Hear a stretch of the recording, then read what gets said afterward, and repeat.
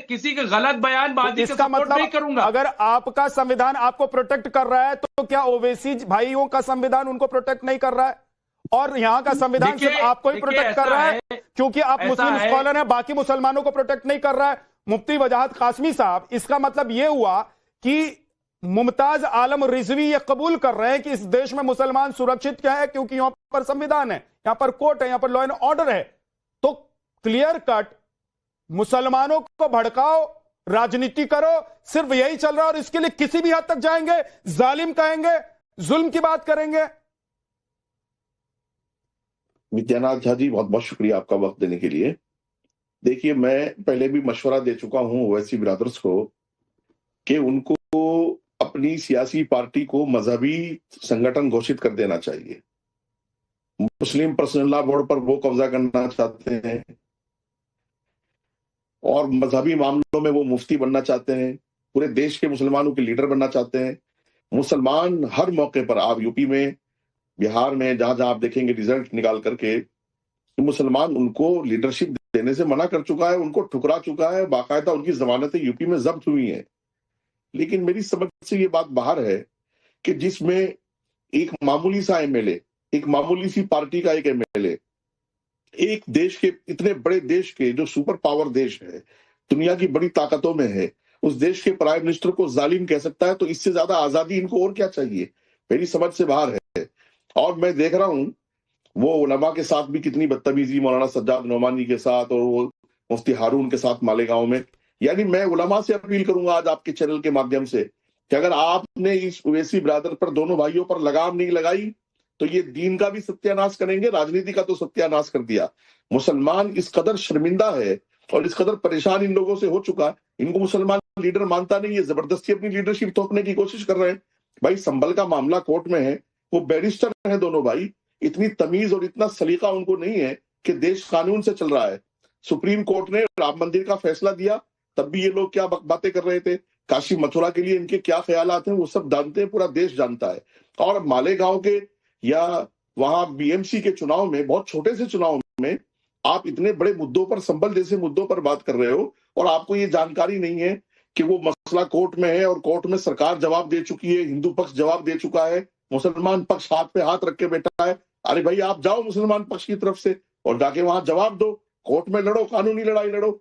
लेकिन वो जिना के जरासीम इन दोनों भाइयों में है ना, वो टू नेशन थ्योरी को जिंदा करना चाहते हैं, देश के टुकड़े करने का और संविधान को तहस नहस करने का इरादा इन दोनों भाइयों का है। इसलिए कभी ये भड़काने के लिए इस देश के 100 करोड़ हिंदुओं का अपमान करते हैं, कभी माता सीता का अपमान करते हैं, कभी श्री राम का अपमान करते हैं, और ये कोशिश होती है कि किसी तरह हिंदू भड़के, किसी तरह मुसलमान भड़के, यानी मंदिर मस्जिद दोनों के नाम पर भड़काने का काम हो रहा है। और मैं इस देश के मुसलमानों को ये अपील कर दूं कि ये राजनीतिक और मजहबी दोनों तरीके से ठेकेदार बनना चाह रहे हैं, इसलिए इनको लगाम लगानी चाहिए। अश्विनी मिश्रा जी, निंदा करता हूं। ठीक है, ओके सर। अश्विनी मिश्रा जी, मैं आपके पास आऊं, लेकिन उससे पहले नाफिस अंसारी जवाब देना चाहते हैं जल्दी से, 20 सेकंड में। नाफिस। मुफ्ती साहब, बहुत इज्जत के साथ, मर्यादा के साथ मुफ्ती साहब ने बहुत गैर जिम्मेदाराना बयान दिया है। मुफ्ती साहब का ओवैसी साहब को जिन्ना से मिलाना, मुफ्ती साहब का ओवैसी जी को जिन्ना के जरासीम है, जिन्ना के जरासीम है। आपको शर्म नहीं आती है?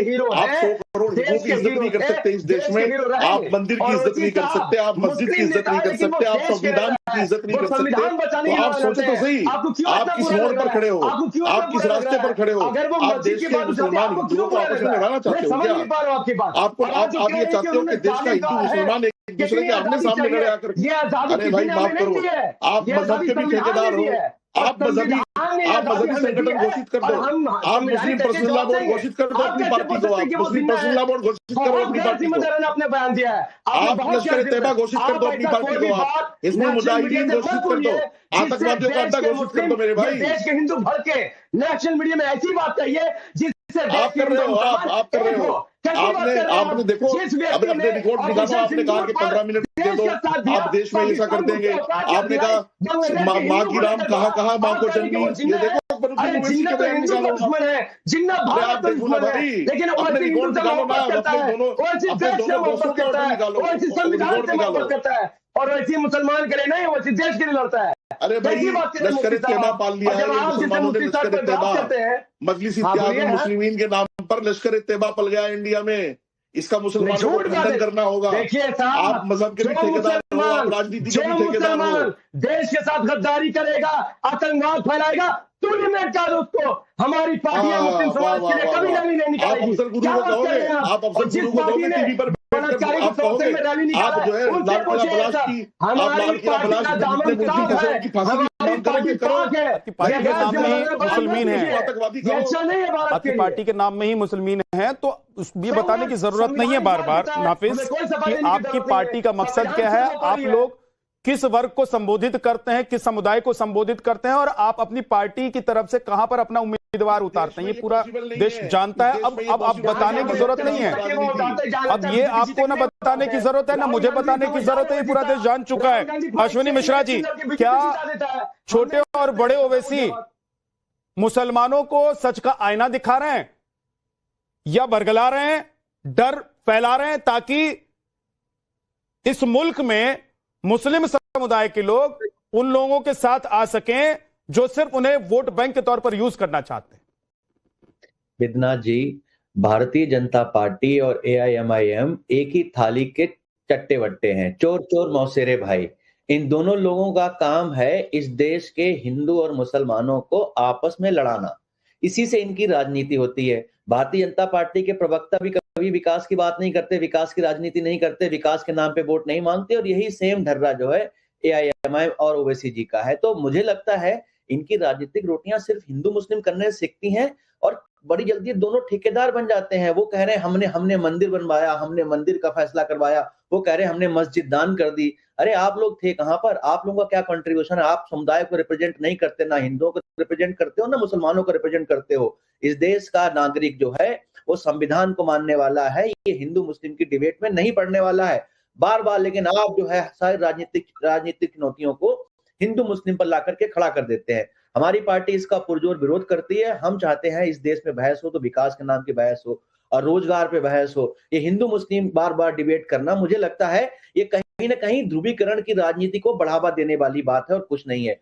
मैं इन दोनों ही नेताओं के वक्तव्य का पुरजोर विरोध करता हूं। आनंद जी, मैं जवाब देता हूँ प्लीज। देखिए, सुन लीजिए, देखिए हम भी यही चाहते हैं कि विकास पर ही हमेशा बात हो, लेकिन अभी मणिशंकर अय्यर जी ने बताया कि हिंदुत्व क्या होता है।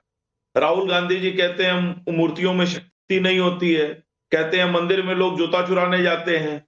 तो ये तो राहुल गांधी के बयान है भाई, हम थोड़े ना कह रहे हैं। हिंदू मुस्लिम तो आप करना चाहते हैं। इस देश में दंगे आपने करवाए, हिंदू मुस्लिम नहीं करना चाहते, दंगा आपने करवाया। मुस्लिम इस देश में कांग्रेस चाहते हैं। आप जितना कार्यकाल में आपने जितना नुकसान किया है, अश्विनी जी एक एक करके, अश्विनी जी एक एक करके उसको आपकी मैं जवाब देना चाहूंगा। आपकी पार्टी की जो कुर्सी थी सत्ता की, वो तो न जाने कितने बेगुनाहों की लाशों पर रख के बनाई गई थी। सबसे ज्यादा इस देश में सांप्रदायिक नफरत की राजनीति अगर किसी ने की है तो कांग्रेस पार्टी ने की है। देश का बंटवारा कराया आपने, सिखों के खिलाफ कत्लेआम करवाया आपने, देश में एक बड़े से बड़े भागलपुर से लेकर और मेरठ से लेकर जितने भी दंगे हुए आपने कराए, संविधान की हत्या आपने की। और आप कह रहे हैं हमसे पूछ रहे हैं, चिल्लाने से यहाँ झूठ सच नहीं हो जाएगा।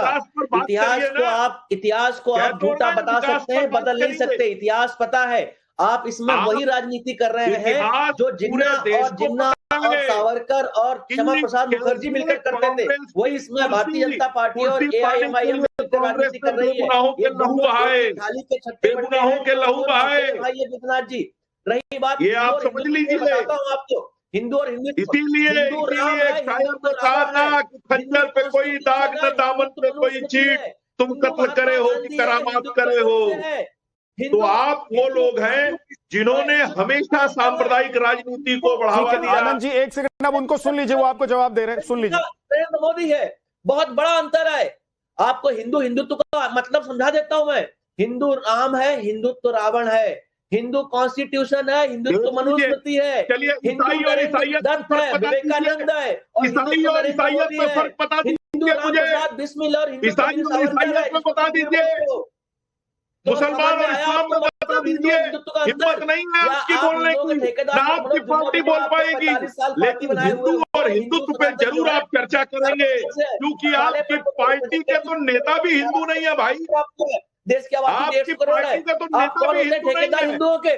जब देखो हिंदुओं के ठेकेदारों के चले आते हो, कौन होते हिंदुओं के ठेकेदार? पार्टी के नेताओं के बारे में तो ये भी नहीं पता कि वो क्या है। आप हिंदुत्व की परिभाषा देंगे? आप हिंदुत्व की परिभाषा देंगे? जिन्हें हिंदू नहीं पता, जिनके गद्दारी आजादी के टाइम पर गद्दारी करने वाले कौम के वंशज हैं आप, गद्दारी करने वाले कौम के आप जिसके अश्विनी मिश्रा जी, मैं तो एक सेकंड, आनंद दुबे रुक जाइए प्लीज।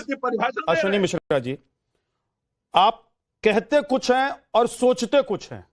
विद इन 30 सेकेंड ये रिफ्लेक्ट हो गया अश्विनी मिश्रा जी कि आप जो बोल रहे हैं और आपके अंदर जो चल रहा है उन दोनों में कितना फर्क है। आप कह रहे थे कि हम हिंदू मुसलमान नहीं करते, सिर्फ हिंदू को तोड़ते हैं आप लोग, और मुसलमान को अलग रखते हैं, क्योंकि हिंदू से हिंदुत्व को अलग करते हैं, ब्राह्मण से दलित को अलग करते हैं। आप लोग सिर्फ हिंदू को तोड़ते हैं ना, क्योंकि आप लोगों को पता है कि मुसलमानों को एक साथ रखो और हिंदुओं को तोड़ दो।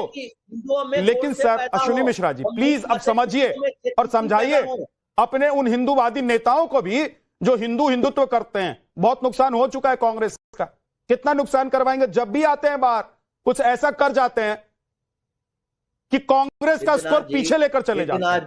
प्लीज सर, प्लीज, इस देश में जो हो रहा है और जो हुआ है वो किसी को बताने और समझाने की जरूरत नहीं है, लेकिन आप लोग वक्त और बेवक्त अपनी मंशा जाहिर कर देते हैं।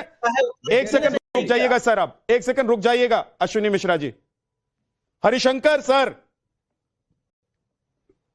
हरिशंकर जी आप मुझे सुन पा रहे हैं? हरिशंकर जैन जी सर, मैं ये जानना चाह रहा हूं हाँ जी कि जब बाबरी मस्जिद के बाद वहां पर फैसला आया, राम मंदिर बना, तो वो भी अदालत के रास्ते निकला, फैसला आया, वो सॉल्यूशन भी अदालत के रास्ते हुआ। यहां पर भी अदालत के रास्ते सॉल्यूशन निकलने की बात हो रही है और सब कुछ हो भी गया। आपने बताया भी कि भाई पक्षों ने अपनी तरफ से अपनी बातें भी रख दी हैं कोर्ट के भीतर। तो मुश्किलात में संभल का शाही मस्जिद है, यह बताकर देश में क्या कोई सौहार्द लाना चाहता है, शांति लाना चाहता है, या उपद्रव फैलाना चाहता है? देखिए सही बात यह है कि मुसलमानों ने देश में जगह जगह पर मस्जिद के नाम पर और मजार के नाम पर एक बहुत बड़े भूभाग पर कब्जा कर रखा है। दिल्ली में और मध्य प्रदेश में, गुजरात में, उत्तर प्रदेश में, पूरे देश में लेकर जहाँ जब ये हटाने की बात होती है तो मुस्लिम कार्ड खेलना शुरू करते हैं। इनका कहना यह है कि हम चाहे जो भी गलती करें, हम जो भी अपराध करें, उसको कोई इसलिए छोड़ जाएगा मुसलमान है। वो एक देश के सुप्रीम नागरिक बनना चाहते हैं। और रही बात नीतीश राणे जी की, तुमने बिल्कुल सही कहा है, जो इस देश में केवल मुस्लिम की बात करेगा उसको इस देश में रहने का नहीं है, उसको देश से बाहर भेज देना चाहिए। ये बात सही है। अब इस देश में रहकर आप हिंदुओं के खिलाफ दुष्प्रचार नहीं कर सकते हैं।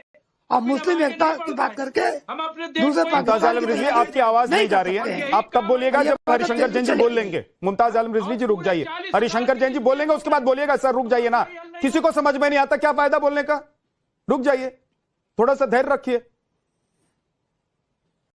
वो हमेशा डिस्टर्ब करते हैं, वो हमेशा डिस्टर्ब करते हैं, क्या करते हैं?